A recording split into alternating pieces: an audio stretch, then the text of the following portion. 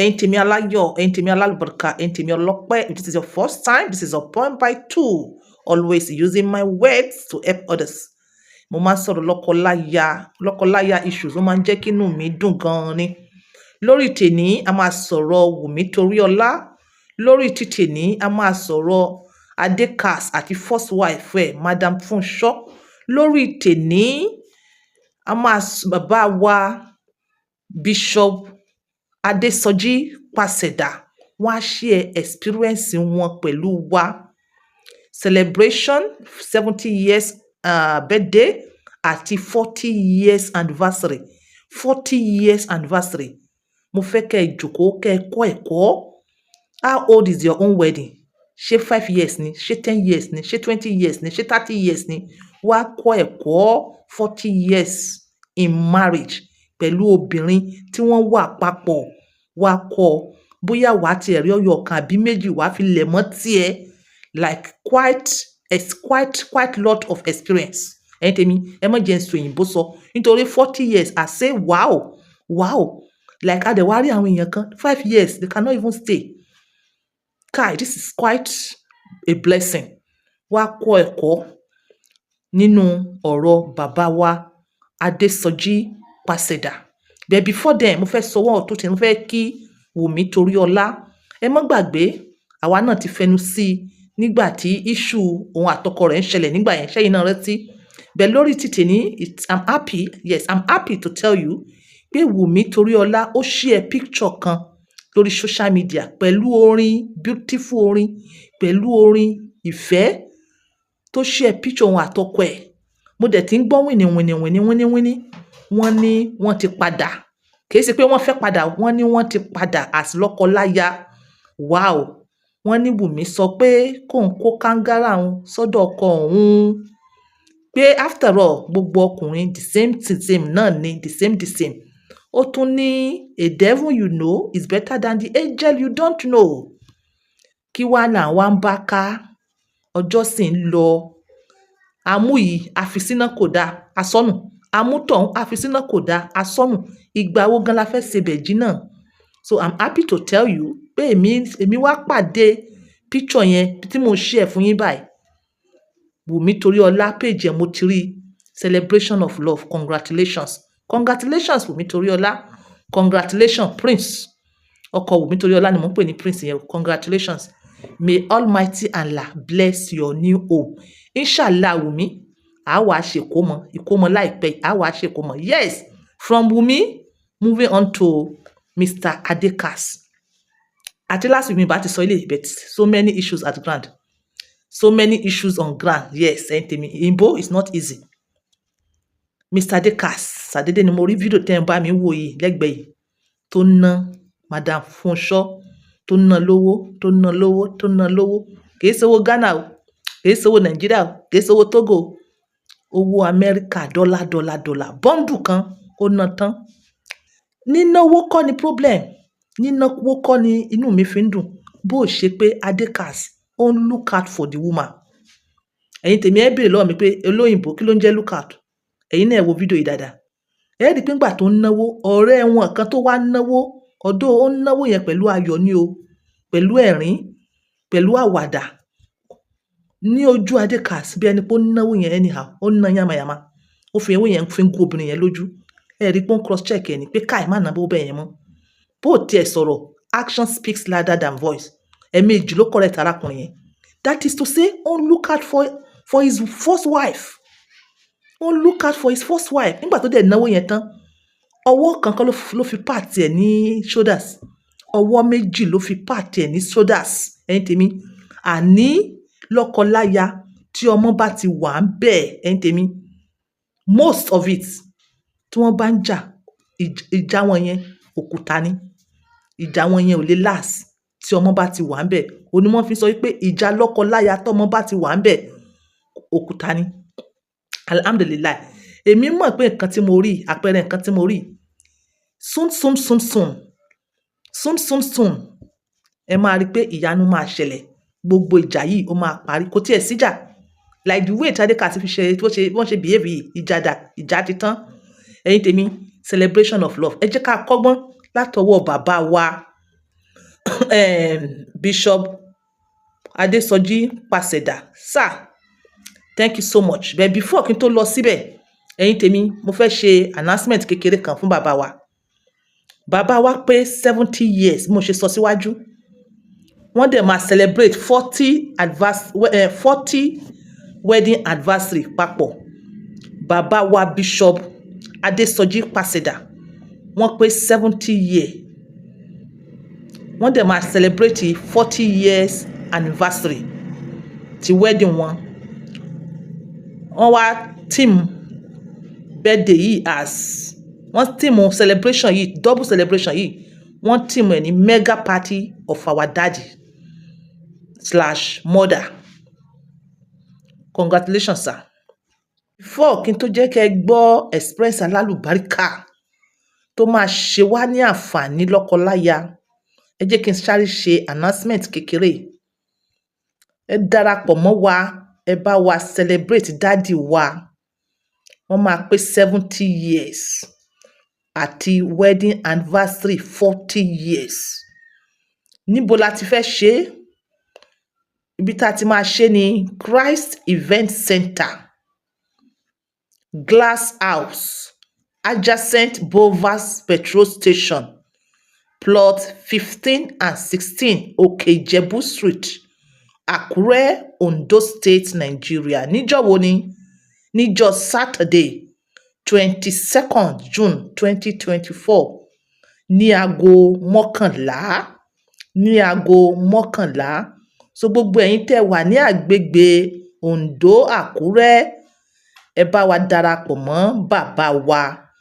Fún more information, ẹ bá mi pe nọ́mbà yìí, àbí ẹ̀yin tẹ́ bá fẹ́ wish wọn ní happy birthday. Nọ́mbà tẹ́ máa pè ní 081 30 56 10 44 tàbí 080 63 58 33 52. Yes, tẹ́ bá dẹ̀ ní any 1 or 2 or 3 support, ẹ pe nọ́mbà tí mo pè fún yín.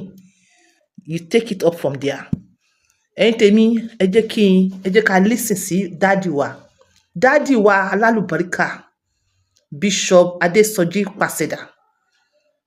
Yes, I wish you happy birthday.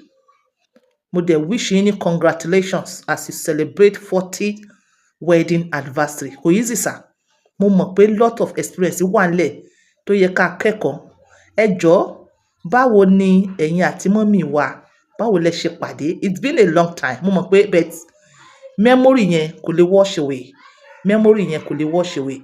Ẹ bá wa share rẹ̀ ká fi hàn àwọn ọmọ tí ó wà lẹ́yìn pé bí ayé ìjọ́un, bí wọ́n ṣe ń pàdé náà lélẹ̀, bí ìrìnàjò yẹn ṣe máa ń rí lélẹ̀ ní ayé ìjọ́un. Ó yá. Ẹ ṣé Alhaja, God bless you, thank you very much. Mo gbọ́ ohun tí ẹ sọ pé kí n ṣe, ó tilẹ̀ jẹ́ wípé ìrìn àjò yẹn pọ̀, ọ̀rọ̀ dẹ̀ pọ̀ nínú ẹ̀. Fẹ́lẹ̀. Pàdé ní ìlú kan tí a ń pè ní Àgọ́ Ìwòye ní Ogun State. Àgọ́ Ìwòye. Mo wá lọ sí school nínú yẹn, ṣùgbọ́n ìlú yẹn jẹ́ ìlú ìyá mi. A wá pàdé nínú church. Mo lọ sí the Redeemed Christian Church of God. Èmi náà lọ síbẹ̀. Nínú church yẹn láti pàdé. Ìgbà tó di 1981, àwa bẹ̀rẹ̀ sí ní date. Nígbà tí mo rí nípa ẹ̀, mo lọ sọ fún pastor mi ló pè é tó bá mi sọ fún. Ó pẹ́ kó tó dá mi lóhùn pé bẹ́ẹ̀ ni àbí bẹ́ẹ̀ kọ́. Ọdẹ àkókò kan ó fẹ́ sú mi. Mo fẹ́ sọ fún pé mi ò ṣe mọ́.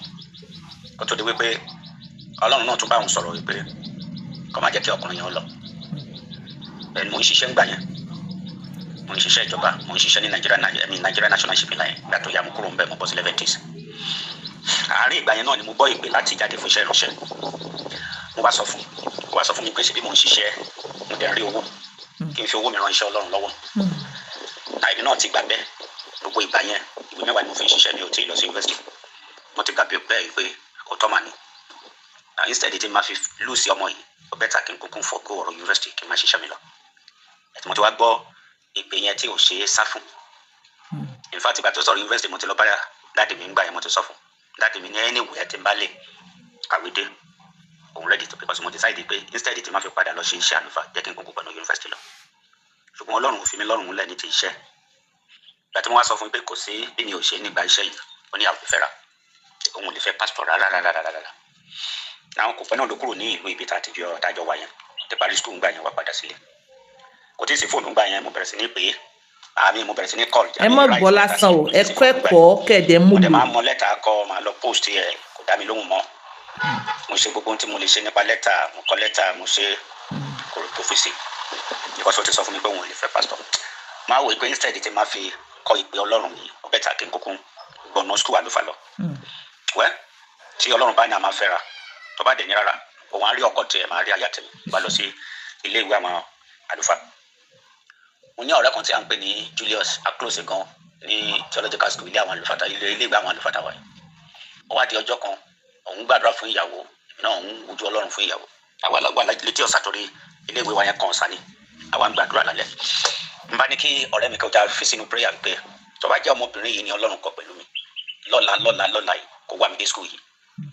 àdúrà yẹn ń ṣe ló dàbí àdúrà mi ò mọ ohun tí mo lè pé ẹni tí mi ò gbúròó ẹ̀ tí mi ò gbọ́ nípa ẹ̀ tí mi ò tẹ́ mọ́ bí tó wà mọ́ mo kọ lẹ́tà kó pé mo ti a lẹ́tà tí mi ò kọ́ létí ọ̀rọ̀ Ọlọ́run ni ìṣàyẹ̀dẹ̀ máa gbàdúrà lórí ẹ̀ pé tó bá iṣẹ́ jẹ́ tọ́lọ́run ti parí látòde òde ọ̀run. ibi ìlọ́la ìlú Èkó dẹ̀ ni òun wà ní ìlú Ọ̀rẹ́ òun kì í ṣe ọmọ Ògùn state ọmọ Ondo state lòun èmi jẹ́ ọmọ Ògùn state. àgbà àdúrà yẹn àwọlé lọ alọ́sùn mo wà ní library ní ọ̀sán ní ilé ìwé yẹn wọ́n ń ka ìwé lọ́wọ́ bẹ́ẹ̀ ni wọ́n rán ọmọkùnrin kékeré kan wáyé pé kó lọ pè mí wá bí ẹnìkan béèrè mi lọ́sàn-án ọjọ́ kejì yẹn ìgbà tí máa dé ìta ìyàwó mi ni mo rí. Allah akbar Allah akbar. ẹni tá a gba àdúrà lé lórí iṣẹ́ Olúwa kí ló wá ṣe lẹ́kọ̀ọ́. kò sẹ́ni tó yé iṣẹ́ Olúwa dùjà fà lọ wáò. kí ló wá ṣe lẹ́kọ̀ọ́ kí ló wá débi Ọlọ́run kan wá sẹ́kọ̀ọ́ náà nílò ní kóhun tẹ́ ẹ wo headquarters Redeem Ọlọ́run tẹ́ ẹ mọ̀ pé ibẹ̀ gan ní kọ́lẹ́jì yẹn wà Ọlọ́run kan ní kó ń débẹ̀ kó ń tó wọ headquarters kóhun padà máa lọ.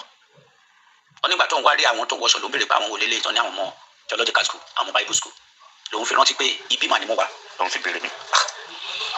ṣé kò sí báwo ni gbogbo nǹkan ṣe ń lọ ní ó ń dára well akẹ́rẹ́ casually ó wá rí àwọn ọmọ school wọn wọlé àtòbìnrin àtọkùnrin wọn jáde the next thing tó máa béèrè lọ́wọ́ mi ni pé tẹ́yọ̀ bá tẹ̀sí sọ pé òun máa wá sí school àdẹ́tí ló bí oṣù mẹ́ta ṣé wọ́n sì lè gba èèyàn mo ní ta ló fẹ́ wá sí school ó ní kí n tẹ̀ dáhùn ìbéèrè náà mo ní mi ò lè sọ àfi tàbá lọ bá rector of the school ìyẹn ọ̀gá wa pátápátá mo ní òun nìkan sọ ló lè sọ ó ní kí n lọ bá òun béèrè ta ló fẹ́ wá sí school ó ní òun ni kí ló fẹ́ wá sí ní theological school ló bá bẹ̀rẹ̀ sí ní sọ̀rọ̀ bí Ọlọ́run ṣe bá òun sọ̀rọ̀ wípé ìránṣẹ́ Ọlọ́run lòun kóun lọ kọ́ ẹ̀kọ́ nípa iṣẹ́ yẹn pé sísá òun gan lè testify sí nǹkan ńlá ni lọ́jọ́ yẹn bá gbéra lójú ọ̀dọ̀ ọ̀gá wa pátápátá ló bá sọ pé tó bá lè kó ó sì lè wọlé ọjọ́ yẹn la gba fọ́ọ̀mù ọjọ́ yẹn ló lọ sọ́dọ̀ télọ̀ tó wọn aṣọ ẹ̀ torí à ń lo uniform ní school yẹn ó wá padà lọ mo wá lọ ra aṣọ mo kó fún télọ̀ torí sísá tó béèrè mi lọ́wọ́ ẹ̀ láàrin compound ibẹ̀ télọ̀ ni mo kó aṣọ fún télọ̀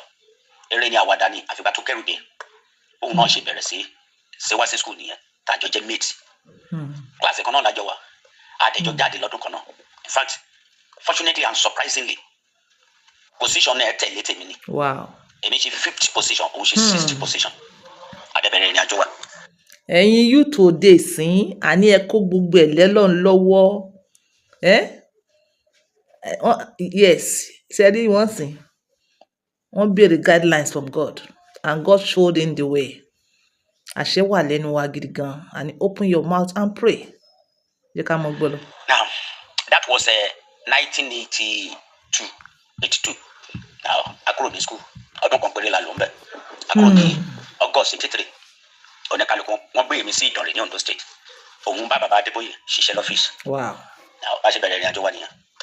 August la jáde ìgbà tó máa di June 1980 tó máa di January 1984 January 28 1984 la ṣe marriage in fact January ọdún yìí ló pé 40 years tí a ṣe marriage bí n pé mo máa pé 70 ní yíyá yìí la ṣe sún anniversary marriage anniversary wa sí June pé ká ṣe gbogbo ẹ̀ papọ̀ sódà táwọn ọmọ wa lè wà round ní ìgbà yẹn bá ṣe bẹ̀rẹ̀ ìrìn àjò wa ní 1984 ní January 28 well ìrìn àjò yẹn rough seriously number one pastor ni mi wọ́n fún mi ní 120 naira ń gbà yẹn na wọ́n á yọ ìdá mẹ́wàá kúrò àkó 108 yẹn ni mò ń gbà but still Redeem tí lówó dáadáa ń gbà yẹn arígbà tó jẹ́ pé owó oṣù kan wọ́n lè san fún mi lẹ́ẹ̀mẹ́ta àbí ẹ̀mẹ́rin bá ṣe bẹ̀rẹ̀ ìrìn àjò wa nìyẹn àdẹ̀mbá ìrìn àjò yẹn bọ̀. À ń bá ìrìn àjò yẹn bọ̀. Náà ṣe rí ebi pa wá because ìgbà yẹn kì í ṣe owó ara mi ni mo fi ṣe marriage. Àwọn bàbá mi àti ìyá mi ló ṣe marriage fún wa. Bí a ṣe bẹ̀rẹ̀ ìrìn àjò wa nìyẹn. A ò dé padà lọ sílé pípé ibi ń pa wá ṣùgbọ́n ibi yẹn pa seriously. Lára wa àrígbà mi tó jẹ́ pé a máa tú gbogbo abẹ́ bẹ́ẹ̀dì ni pé bóyá àtẹ̀ lè rí 10 kọ́bọ̀ ṣe 10 kọ́bọ̀ nígbà yẹn so tá àtẹ̀ lè fẹ́ra máàkì. Àti bẹ́ẹ̀ bẹ́ẹ̀ lọ kò sí oúnjẹ kò sẹ́ni tí thank God wípé oyún ò tètè wá àṣàrùn mọ́. Bá a ṣe bẹ̀rẹ̀ ìrìn àjò wa ni. Ẹ̀yin tèmi ẹ̀gbọ́n nǹkan tí wọ́n sọ wọ́n nígbà míì àwọn ọmọ wá nǹkan táwọn jẹ even lábẹ́ bẹ́ẹ̀dì. A home wasn't built in a day. All that glitters isn't gold. All that glitters isn't gold. Ẹ̀yin tèmi ẹ farabalẹ̀ position wo wá ni bàbá wa wà lénìí. Ẹ jẹ́ kí wọ́n fún wa ní experience 1 or 2 kẹ́ wá wo position tí wọ́n wà ẹ mọ̀ pé Ọlọ́run wà.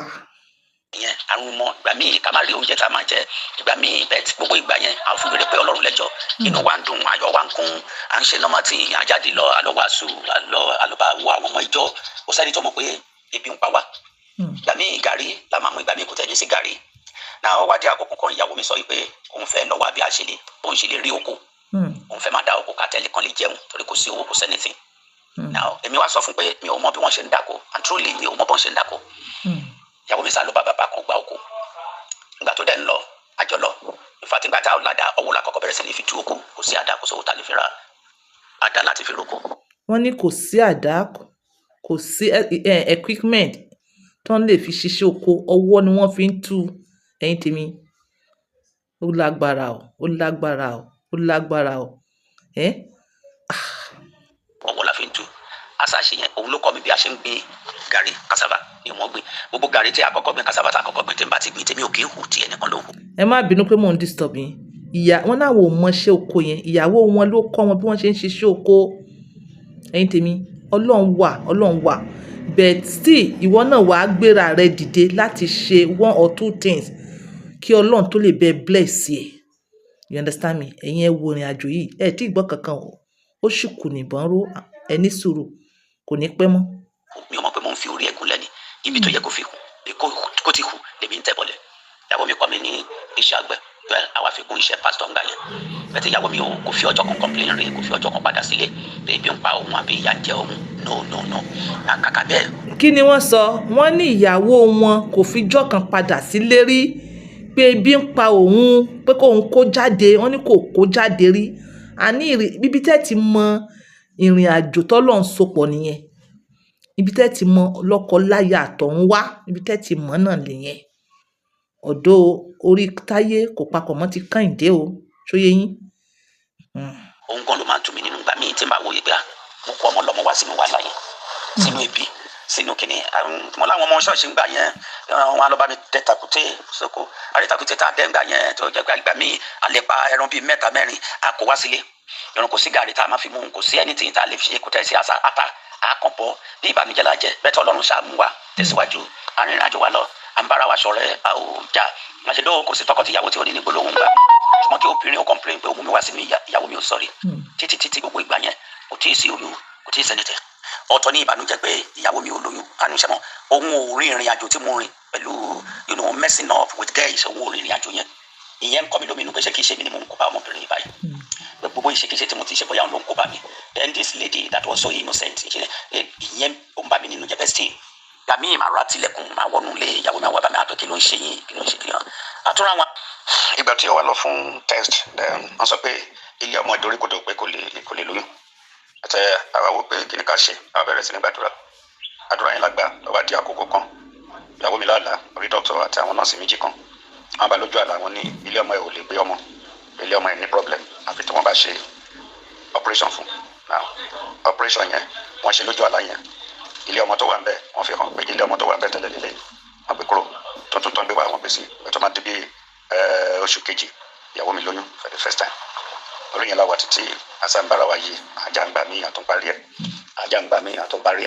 mi ò fi ọjọ́ kan lọ sílé lọ fún ìyàwó rẹ fáwọn èèyàn mi ṣùgbọ́n ìyá ìjẹ́ ẹni màmá jẹ́ ẹni tó fẹ́ràn gan ìyẹn ìyá ìyàwó mi òun nìkan ṣo ni máa ń bá sọ wọ́n sọ pé ìyàwó mi ṣe báyà bá wí ìbàbá yẹn ò gbọ́dọ̀ bọ́ this and that àbúrò wọn kan náà tó bílé wọn is my friend up till now obìnrin ni àwọn náà àtúbà ẹ̀gbọ́n wọn wí báwo ló ṣe é ṣe báyìí àṣà yí nǹkan wà mọ́ títí àbáyé àjò wa lọ títí tá a fi kúrò ń bẹ̀ tó fi transfer wa kúrò àdẹ́tí bí mo ń gbà yẹn mo gbé wa lọ sí ìlú mi náà àtúbẹ̀rẹ̀ iṣẹ́ oko wa tá à ń ṣe àfikún iṣẹ́ ìránṣẹ́ káṣá lè jẹ ká lè mú then we are moving like that títí tó fi jẹ́ wípé ibẹ̀ yẹn tó bẹ́ẹ̀ ta ibi tá a wà tẹ́lẹ̀ àwọn ìjọ wà bẹ́ẹ̀ wọ́n dẹ̀ ń ṣe ohun tó ń lè ṣe fún wa àti bẹ́ẹ̀ bẹ́ẹ̀ lọ bẹ́ẹ̀ ni mo ti ní promotion tó yàyàn lẹ́nu because promotion tí mo ní nígbà yẹn ó yẹ kó ṣe tó nǹkan bíi 10 or more than that tó yẹ kí nígbà tí mo ní wọ́n pè mí ó di Port Harcourt gbogbo east ló wà lọ́dà mi nígbà yẹn state márùn ni gbogbo nǹkan wá change àdúgbà lọ money wasn't our problem there oúnjẹ jẹ àdàkùmọ́ ìyàwó mi gbogbo ìgbà yẹn ìyàwó mi dẹ̀ ti di tailor mo ti kó lọ kọ́ tailoring open shop fún agbásálẹ̀ síbẹ̀ tó lè máa help ẹ̀ gbogbo ìyẹn la. ẹ̀yin tèmi ẹ jẹ́ kí n sáré sọ yọ̀kan nínú ẹ̀kọ́ tí mo gbọ́ lóye tí mo gbọ́ tán sí wọn ìyá ìyàwó ló mọ́ bá wọn dá sọ̀rọ̀ ẹ̀yin tèmi ọkọ tòbí mú ìyá ìyàwó rẹ mú níyà ìyá ìyàwó rẹ mú níyà tí ìyá ìyàwó rẹ bá ti fẹ́ràn ẹ gbogbo ẹ ti tò tí ìyá ìyàwó rẹ bá ti fẹ́ràn ẹ òun náà máa mú àwọn family member yòókù wọ́n máa mú bọ̀dí ó di tó láti kí wọ́n fẹ́ràn ẹ tán bá sì ń gbàdúrà báyìí wọ́n mọ gbàdúrà tiẹ̀ mọ́lú náà ni so advantage tí àwọn rí nìyẹn wọ́n ní tẹ́lẹ̀ ní iṣu bá ti dé ìyá ìyàwó wọn ló mọ́ ń sọ̀rọ̀ pẹ̀lú ìyàwó pé kó farabalẹ̀ kó ṣe báyìí ní ìrìn àjò yẹn fi smooth dáadáa síbẹ̀síbẹ̀ kì í ṣe pé wọn ò jà àmọ́ wọn ò jàjà túkátúká irú ìjà túkátúká tó ọ̀pọ̀lọpọ̀ yín jà ń sìn àwọn ò járú ẹ̀ kí obìnrin kàn mọ̀ọ́mọ̀ kó kó ẹrù rẹ̀ jáde kì í ṣe nǹkan tó dáa is even a taboo nílẹ̀ Yorùbá is a taboo ẹ̀yin tèmi ẹ ní sùúrù ẹ gbọ́ fídíò yìí tán dádì wa mo fẹ́ kẹ́ fún wa ní words of encouragement láti inú 1 or 2 things tẹ́ experience thank you.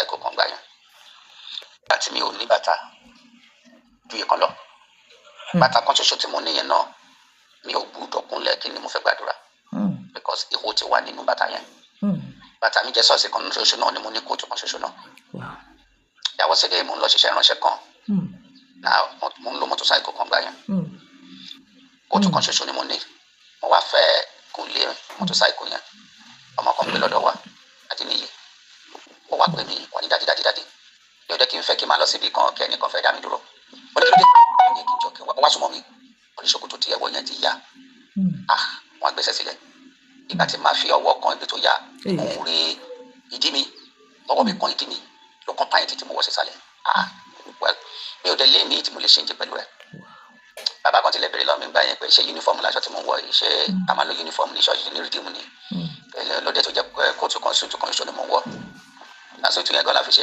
graduation gbàtà kúrò ní theological school bẹ́ẹ̀ kò séyìí tí máa wọ̀ mo dúró mo rí pé kóòtù tó wà lọ́rùn mi yẹn bò sóòtù yẹn bò ó sórí machine ó dìbò tí mo ti lọ wá so àárín àwọn ọmọ school dẹni ara àwọn student ni mo lọ mo dé ojú ọjọ́ kejì náà gbàtà ẹnìkan tó wà fún mi ní sóòtù ní àti bẹ́ẹ̀ bẹ́ẹ̀ lọ ṣe mọ́ àwọn ìrìn àjò pọ̀ ilé tí a ń gbé tí a kọ́ sákúrò ń bí sìn ibi tí Ọlọ́run ràn wá lọ́wọ́ dé 6 bedroom flat láti kúrò ń bẹ̀ bá fẹ́ kúrò ń bẹ̀ tí on the 23 June la máa kúrò ń bẹ̀. We are moving to a new house. àwa tí obìnrin ìgbà yẹn sọ pé ká kúrò nílé òun fẹ́ lólé òun táwọn wálé kiri ẹ bá rí ilé tí a fẹ́ mú fún lọ́sìn alájà kò sí ilé míì ní Amẹ́ríkà àwọn advanced countries kò sí nǹkan tẹ́ bá rí nílé yẹn tí ó sì ń bẹ̀ there's nothing. ilé tí ó sì ń bẹ̀ ni pé mi ò ní swimming pool that's all. wọn kò sẹ́ni tí tẹ́ ẹ lè wà nínú ilé tí ó sì nínú ilé yẹn on the 23rd la máa mú fún lọ́sìn of June. ìrìn àjò yẹn rọ àwọn ọmọ mẹ́ta tí mo nígbà yẹn tán lọ sí school fọdún méjì ìkànnì wọn ṣe medical doctor kò sí Nàìjíríà èkejì òun ṣe ọlọ́pàá ní US ìkẹta adájọ́ ni ìkẹrin wọn kékeré tí mo ní adájọ́ ní ọ̀gbẹ́rin lajú ó ṣe àyè ọpẹ́ yọ alhamdulillah Ọlọ́run bá wa ṣe àyè ọpẹ́ yọlẹ̀ ẹ̀yin ní olùrọ̀jú lọ́run máa ń wà ohun tí ò tó lé ní máa tó lọ́la wá ṣẹ́kù inshallah tí ò lè fi wéré pọ̀ lọ́run lẹ́jọ́ mi ò jalè kúrò ní redeem, mi ò kówó wọn, mi ò fi tẹ́ nǹkan bọ̀ redeem bẹ̀rẹ̀ iṣẹ́ ránṣẹ́. Inú ìyá ni mo ti bẹ̀rẹ̀ iṣẹ́ ránṣẹ́. Lórí mi ò mọ ààrẹ ò lè jà up till now. Ṣọ́ọ̀ṣì tí mo ń pàṣọ ní single mi ò pẹ̀lú signatory, èmi jẹ́ lọ́rùn gbélé lọ́wọ́ mi ò mọ iye tó wà lákàntì wọn, mi ò wọ́n fún mi lówó oṣù mi ò, tó bá ti di parí oṣù wọn fún mi lówó oṣù mi, àjẹmọ́nú dẹ̀ nìyẹn, mo gbà ẹ ṣé o, mi ò mọ iye tó ní lákàntì, mi ò pẹ̀lú signatory sọ̀rọ̀ ṣọ́ọ̀ṣì, mi ò wá kàntì wọn, mi ò wo bẹ́ẹ̀, mi ò mọ bẹ́ẹ̀. Ọlọ́run dẹ̀ ń ṣe ìrànlọ́wọ́ yẹn dìde, ṣùgbọ́n mo dúpẹ́ lọ́pọ̀lọpọ̀ lọ́wọ́ ìyàwó tọ́lọ́run fún mi o. Obìnrin ni not to today láti bí mo ṣe ń bá yín sọ̀rọ̀ lọ́wọ́lọ́wọ́ yìí pẹ̀lú bí Ọlọ́run ṣe ń bá wa ṣe mo appreciate daddy, appreciate ìyàwó. Wọ́n rò pé iná ọlá láti dìde, àwọn ẹlòmíì they don't believe ìgbà sọ́fà ni. Wọ́n sì bí mo ṣe ń sọ̀rọ̀ yìí, ó kó fáàmù wa tí a gbé ẹ̀gẹ́ sí ní ìyàwó mi wà báyìí ọlọ́lá náà. À ń gbé ẹ̀gẹ́ lọ́wọ́ sí. Up till now, wọ́n mi ṣe gàrí tí wọ́n fẹ́ ṣe ṣiṣẹ́. wa, ó wà ń bẹ́ kó àwọn èèyàn lọ́tọ̀ máa bá wa ṣe. Conveniently lọ́dún yìí a ti ta gàrí tó fẹ́ lé ní 2 million. Ọlọ́run bá wa ṣe àwùjọ fi ọjọ́ kan ṣàìṣiṣẹ́ ránṣẹ́ àwọn iṣẹ́ tó Ọlọ́run gbé lọ́wọ́ yọ we are welcome. My wife is a wonderful woman. Alhamdulillah, I appreciate. Mo nílé àkọ́kọ́ ni mo appreciate ìyàwó ẹ̀. Sọ̀rọ̀ à ń ṣe gbogbo ẹ̀ travel together. Mi ò lè travel mi ò travel out rí kí n lójooṣù kan torí mi ò lè fi ìyàwó mi lẹ̀. Ìyàwó mi ò dé travel out rí kó lójooṣù kan torí ọkọ ẹ̀ ọ̀rẹ́ ni wa. A ní gbọ́n mi sí omi òjò no yes but we are moving forward. Gbogbo nǹkan ẹ̀ dẹ̀ dá. Because I'm a resolve either yes or no. Lórí yes no I'm a resolve ẹ̀ síbi kan. Àwọn ọmọ wa dẹ̀ dá. Téèyàn bá lè forí tì ọ̀pọ̀lọpọ̀ wa látàwọn ọmọ ìsìn nítorí lè gbé nílé ọkọ ni pé wọ́n lè láforítì ẹni ẹlòmíín inú wọn lẹ ẹlòmíín tara ẹnìkan ṣo ló mọ ọkùnrin tara obìnrin míín tara ẹnìkan ló mọ ọkàn ṣe kan ẹmọ ọjọ́ lóòótọ́ ní tọ́tẹ́ ní òdodo ló ń gbórí lẹ́yìn dẹ́dẹ́kẹ́. Thank you for little I'm able to share with you. Wow. This way with you. Thank you very much. Wow. Appreciate your show. Bye. Wow. Daddy, ẹ̀yin lẹ ṣe jù. Thank you so much for these experiences. Wallahi, mo kọ́ lot inside. Towards the end, I mentioned 3 points, or is it 4? Ẹni àwọn ọmọ ìsìn wọn ò ní faradà. Yes. Àwọn ọmọ ìsìn selfishness. Àwọn ọmọ ìsìn ọ̀lẹ àti rọ́. Ẹ bá ti yọ gbogbo ilé kò ní ọ̀rọ̀ yín lọ́kọláya. Àbùsébùsè ọ̀rọ̀ yín máa tó. Ọwọ́ kan kò gbé ẹrù dórí, ọwọ́ kan báyìí kò gbé ẹrù lórí. Ẹ ní láti support ara yín láti débẹ̀. Ẹ̀yin ẹ wo what they went through. Nísìn ẹ̀yin ọmọ kéékèèké ìsìn ibi tí ilẹ̀ ti jiná dáadáa tí ilẹ̀ bẹ́ẹ̀ tutù ibẹ̀ lẹ fẹ́ bàlẹ́. Irú àwọn bàbá báyìí ẹ̀yin ò mọ̀ pé wọ́n ṣiṣẹ́ lọ́pọ̀lọpọ̀ pẹ̀lú ìyàwó wọn kí wọ́n tó débẹ̀. Ẹ̀yin kó wá fẹ́ bẹ́ẹ̀lù. Ẹ má bẹ́ẹ̀lù. Ìwọ náà go and start your own. Ṣé gbọ́ obìnrin ìyàwó start somewhere with your husband kó lè bá lẹ́nu ọ̀rọ̀ lọ́la. Irú àwọn obìnrin tí wọ́n dúró tọkọ báyìí ní ọ̀pọ̀lọpọ̀ àwọn ọkùnrin tó wà responsible wọn ò ní tẹ́jú ìyàwó wọn mọ́lẹ̀. Ẹ̀yin ẹ wo support. Ẹ wo bí wọ́n ṣe support ara wọn. Ẹ wo bí ìyá ṣe support ọkọ ẹ̀. Ẹ̀yin náà ẹ gbọ́. So irú ìyàwó wo ló jẹ́? Are you ready to support your husband to start somewhere so that the future will be very bright for you and the kids? Ọ̀rọ̀ mi ò jù bẹ́ẹ̀ lọ. Ẹ learn dáadáa. This is on point by 2 using my words for others. Congratulations Wumi Toriola àti ọkọ ẹ̀ Prince. Congratulations in advance Mrs. Funsho àti Adekas. Daddy, congratulations. Pẹ̀lú ògo Ọlọ́run, àwa bá yín celebrate 100 years nínú àlàáfíà, nínú owó, nínú ọrọ̀, nínú bùkún, nínú gbogbo nǹkan ayé tó dá ẹni rí bàlújẹ́ o. Bye for now.